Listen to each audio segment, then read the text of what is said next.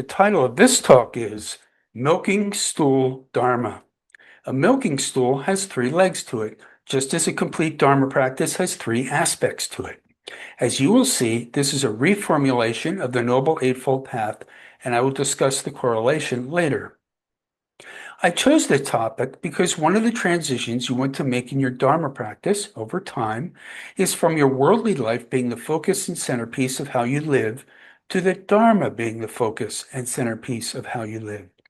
This is a somewhat higher aspiration than incorporating the Dharma into our usual activities. In the beginning, it is as if there are these 2 circles. There's this big circle called my life, capital M, capital L. And there's this little circle, which is your Dharma practice and your meditation practice. Then you move into phase 2, where the big circle gets a little smaller and the little circle gets a little bigger and steadier. Finally, there's only one circle. Life gets easier. You live more harmoniously and less contentiously. This is very gratifying. So how do you get there? You get there by steadily and diligently pushing on all 3 phases of a complete Dharma practice, the 3 legs of the milking stool. The first leg of the milking stool is, to use the Pāli word, sila. Sila is usually translated as ethics or morality. I prefer the word virtue. In Buddhism, it is also sometimes called right conduct.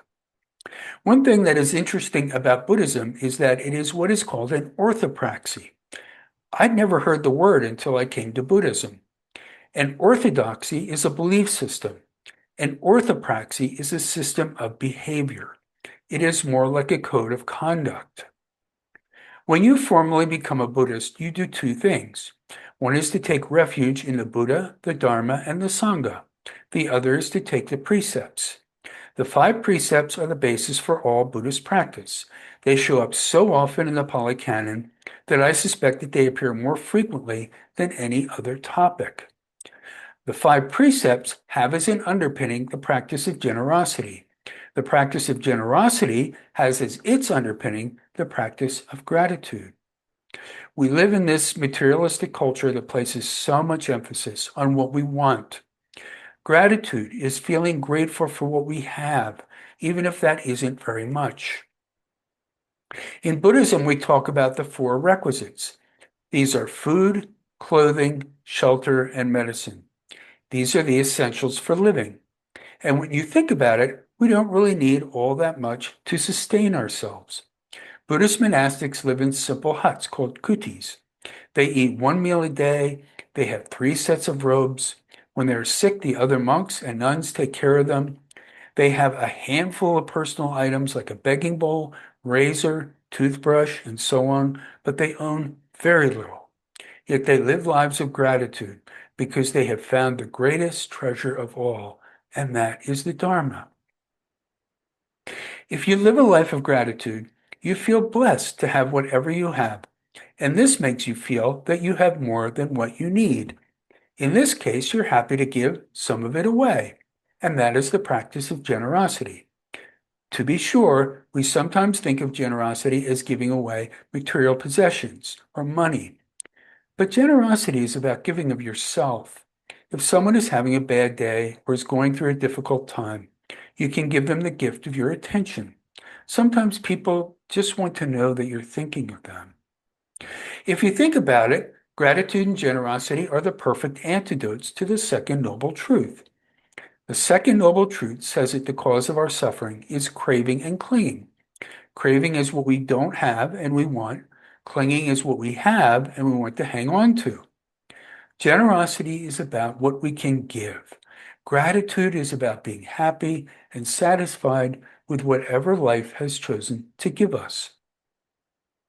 As to the 5 precepts, as I think you may know, the first precept is about refraining from harming living beings. A living being in Buddhism is anything with breath and consciousness. The second precept is interesting because it comes word for word from Shakyan law. The Buddha was born in the country of Shakya. His father was the Raja there, the leader of the country. And the Shakyan law on stealing stated that you should not take anything that is not freely offered. It is a somewhat higher bar than simply stealing. The third precept is about abstaining from sexual misconduct. Sharon Salzberg phrases it in this way: do not use your sexual energy in a way that causes harm to yourself or others. Once again, this is a somewhat higher bar. The fourth precept is about speech. I'm going to come back to this in a moment. The fifth precept is about intoxication. It's not so much that intoxication itself is immoral, but that it tends to lead to breaking one of the other precepts. Originally, there were only 4 precepts, but there's this rather amusing story in the canon about how this precept came to be. The Buddha went to a monastery, and when he got there, there was a monk passed out, dead drunk, at the entrance to the monastery. It wasn't a good look. So now we have this precept. So now let me talk about right speech. For most people, this is the hardest one. It's so easy to tell a little white lie. The classic teaching on right speech has 4 aspects to it. The first is honesty or truthfulness. Honesty is like the hub of the Dharma wheel. The second aspect is refraining from abusive speech. This particularly applies to the internet, which lends itself to abusive speech. The third aspect is what I call the cable news precept, that is, refraining from causing discord in the community. And the fourth aspect of right speech is refraining from idle speech. I call this the post-retreat precept. When I was going on 10-day retreats, I was often appalled at how as soon as the 10-day silent retreat ended, within about 5 minutes, you would have thought you were at a football game. So this is something to keep in mind. There's also another teaching in the Buddha on speech that I find quite helpful. There is a quite interesting discourse in which the Buddha gives 3 criteria for right speech. The first one is not surprising, and that is honesty.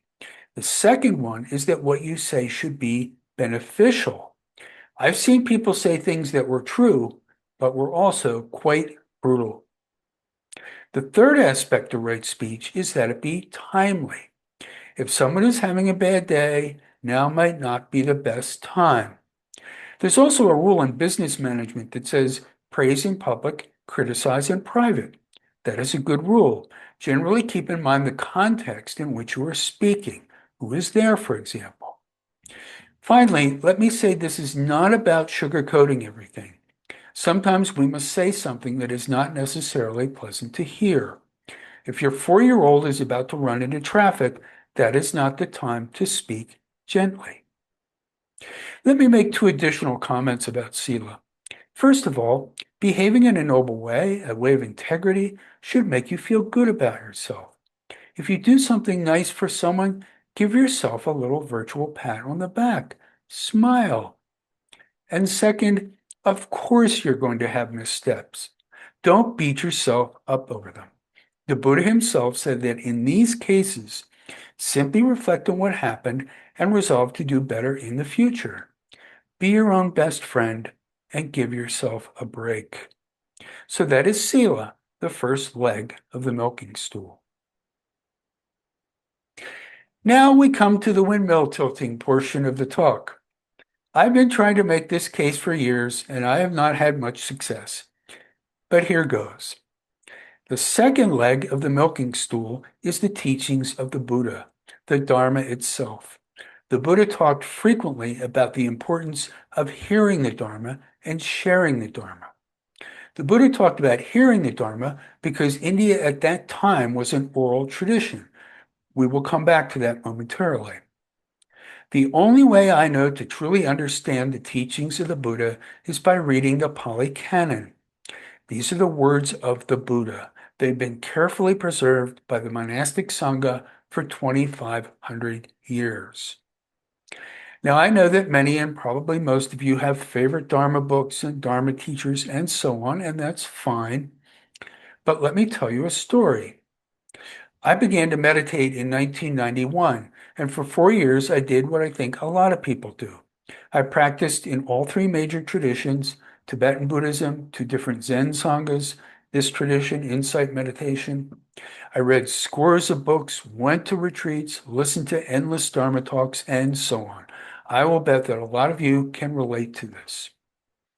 But after all that time, I could not make sense of it all. There were so many contradictions. There were things that didn't make sense to me at all.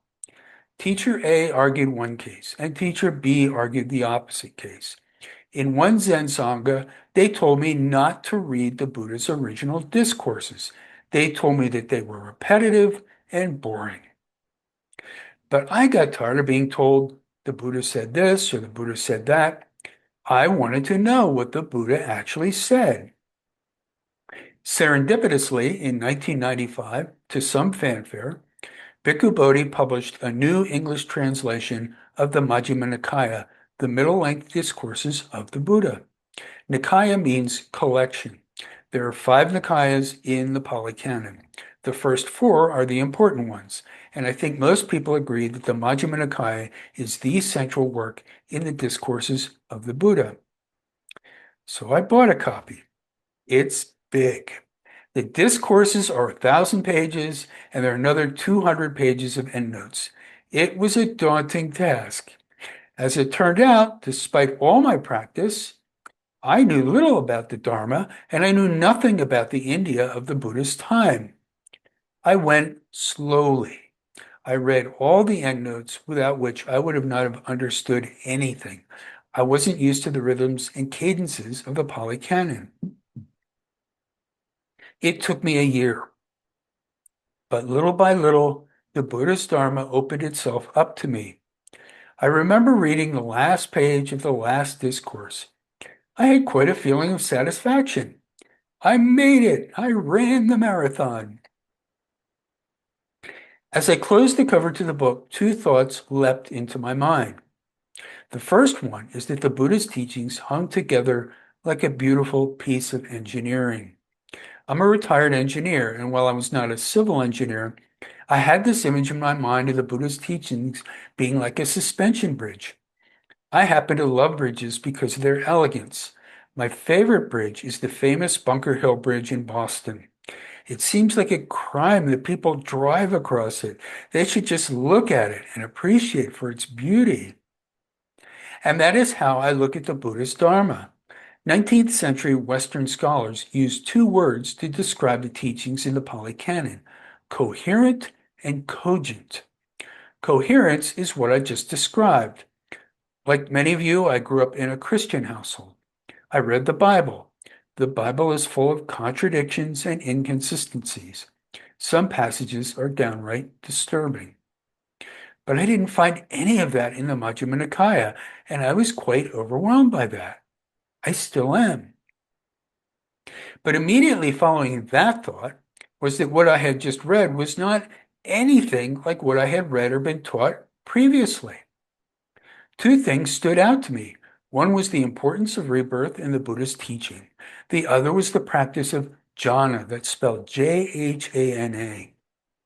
The Buddha himself said that samadhi, which is the 8th path factor, is in fact the practice of jhana. And in all those years, and all those books and retreats and Dharma talks, I had not even heard the word. This was a seminal moment in my life and in my practice.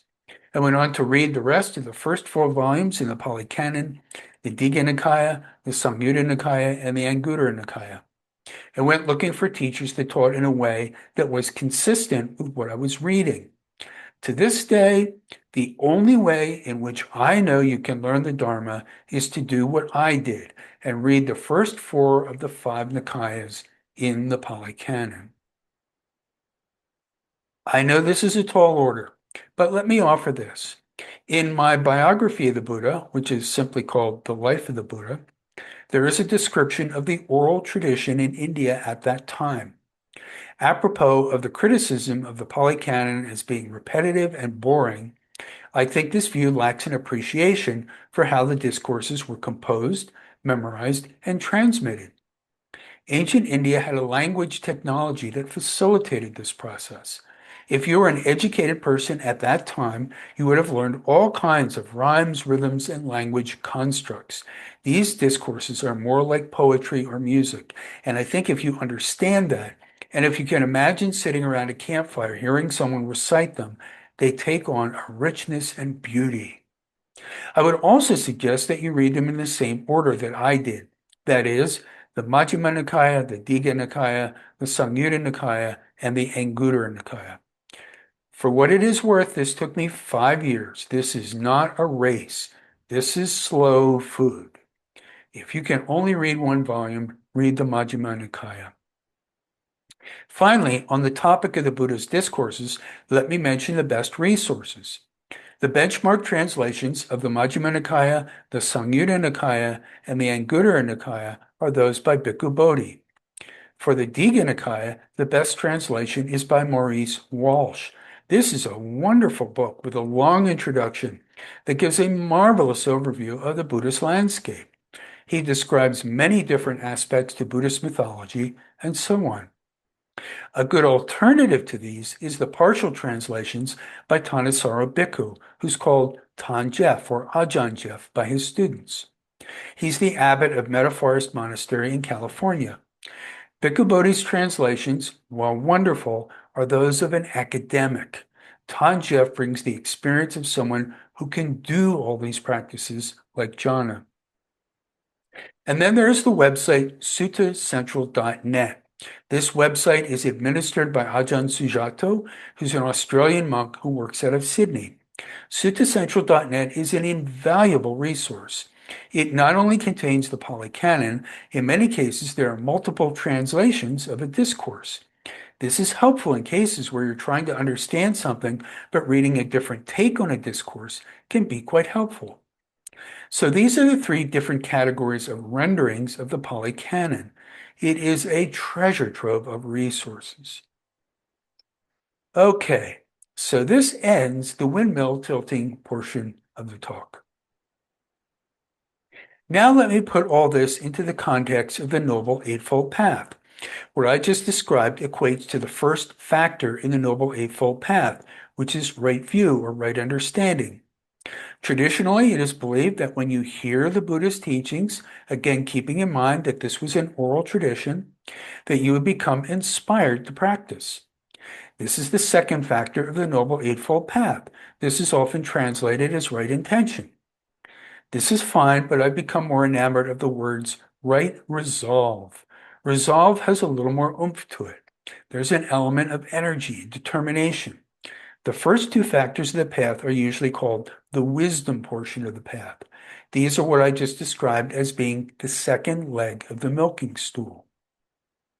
The first leg of the milking stool is the next three path factors: right speech, right action, and right livelihood. These three factors are called the right conduct portion of the path, i.e., sila. The final three factors of the path are the meditation portion: right effort, right mindfulness, and I'm going to use the Pali word, right samadhi. Samadhi is usually translated as concentration. That's fine. I usually use the phrase meditative absorption. Others prefer words like silence, stillness, tranquility, calm, and so forth. These are all aspects of samadhi. But I want to concentrate on the sixth path factor, which is right effort. This is the path factor that you hardly ever hear about, and I think I know why. That is because the Buddhist definition of right effort contradicts a lot of what people say about Buddhist practice. I only know of one teacher who consistently emphasizes right effort. So let me back up for a bit and talk about what you have probably been told many times, and that is that in meditation, we're to be with whatever arises. And of course, this is an important aspect of meditation. There are two ways in which being with whatever arises is important. The first is with negative mind states. Thich Nhat Hanh used to talk about how people suffer from panic attacks during meditation. In that case, if you can be with it, that's pretty good. Eventually, and this can take months, you can abandon that kind of mind state. But in the meantime, being with it is the best you can do. The other case where being with whatever arises is helpful is simply seeing what is in the mind. The Buddha talks about this in the Satipatthana Sutta, the discourse on the four foundations of mindfulness. However, there is more to meditation than that, and we can see this in the Buddhist definition of right effort. I know of one monk who warns that simply being with whatever arises is a form of learned helplessness. So it is not just that the instruction to be with whatever arises has its limitations, it can be quite harmful. There are four aspects to right effort. Two of them have to do with negative mind states, and two of them have to do with positive mind states. I want to read to you the Buddhist definition of right effort directly from the Pāli Canon. There are many quotes in the Pāli Canon giving the Buddha's definition of right effort. Many of them vary slightly, but they all have the same flavor. I have picked out one that I think is representative. Here we go. And what, bhikkhus, is right effort?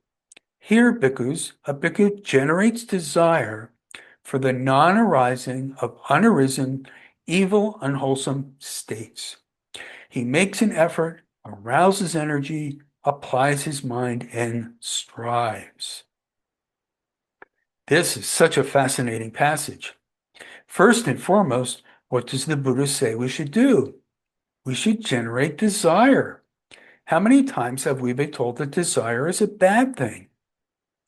The notion that all desire is a bad thing is a misunderstanding of the Buddha's teaching. When the Buddha talks about desire as a cause for our suffering, he is specifically talking about worldly desire. That is, desire for power, money, sense desire, and so on. But you must have desire to practice the path. How could you not? Why would you bother if you didn't have the desire?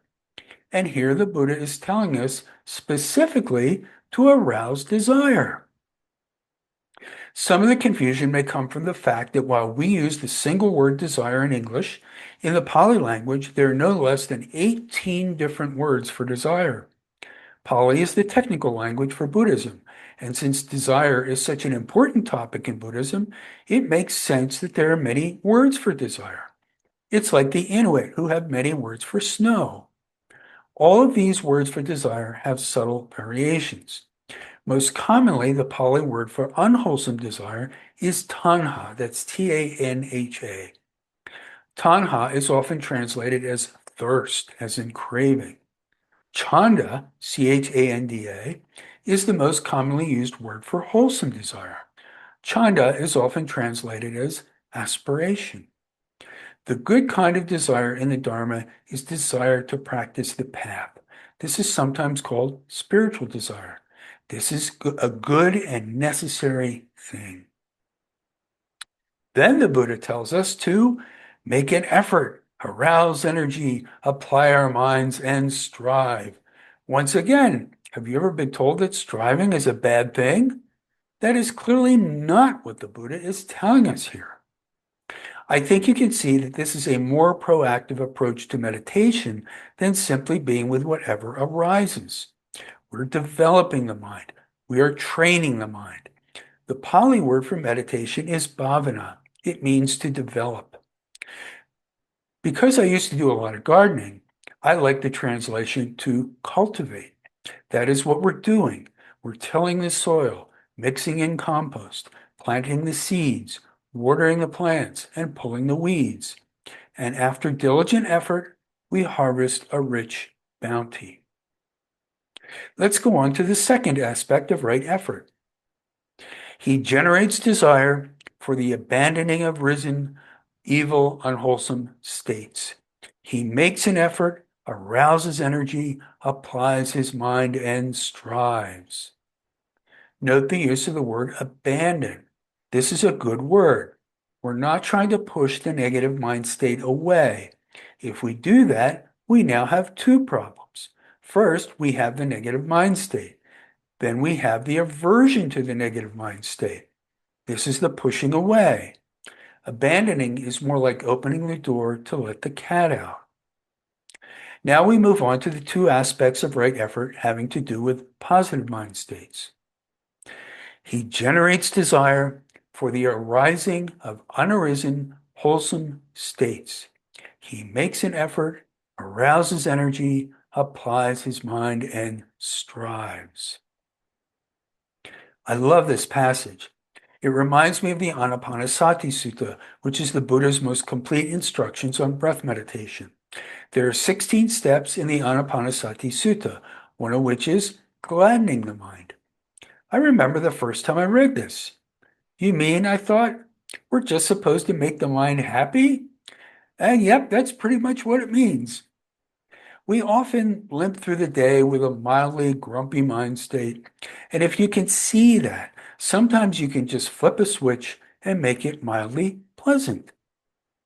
Then we come to the final aspect of right effort. This one is a little longer and is emphasized a little bit more. He generates desire for the maintenance of arisen, wholesome states, for their non-decay, increase, expansion, and fulfillment by development. He makes an effort, arouses energy, applies his mind, and strives. This is called right effort. This is such a powerful passage, and it sheds important light on the effort, training, and perseverance we need to pursue the path. To be sure, meditation is like driving 55 miles an hour. Sometimes you need to push harder, and sometimes you need to back off. The mind proceeds at its own pace. You can't push it beyond its limits. So be patient. But the biggest enemy to Dharma practice is complacency. If you do not currently have a daily meditation practice, please do. Find a way to build it into your day. When I started, 20 minutes seemed like an eternity. Do what you can, then sit for a few minutes longer. And as you have probably been told, don't worry about results. Just do it every day and the results will come. So there you have the 3 legs of the milking stool: Sila, studying the discourses of the Buddha, and meditation. If you practice these 3 things, I can almost guarantee that the results will be wonderful.